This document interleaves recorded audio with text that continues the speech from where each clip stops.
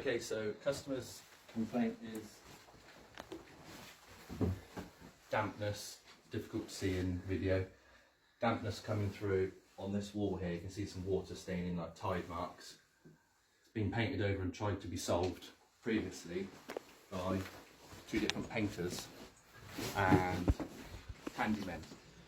So the first thing we do is try to work out why it's getting wet, because a normal cavity wall shouldn't get wet.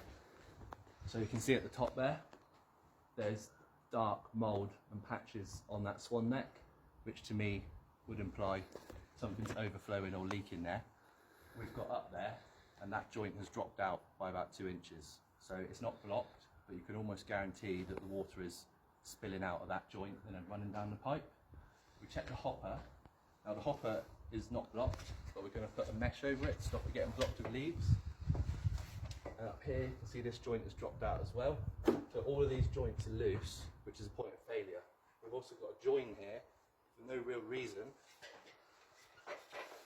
because this length you could do it in one piece. So again, it's another point of failure, so we're going to replace that, take that joint out so it's one full bit.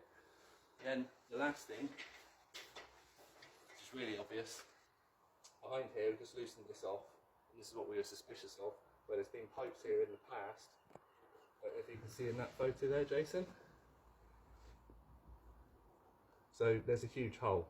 There's been, I would guess, a gas pipe in there, more than 15 mil, probably a 22 mil gas pipe, that whoever's moved the gas pipe, because this is quite new, hasn't put a simple bit of mortar to fill the hole. So all these points of failure have been leaking right in the worst place where there's a hole in the wall. Now, it's a cavity wall, you shouldn't get damp in there, but the excessive amount of water that's going to come down there and pour in through that wall, where we saw that damp patch, that's got no chance.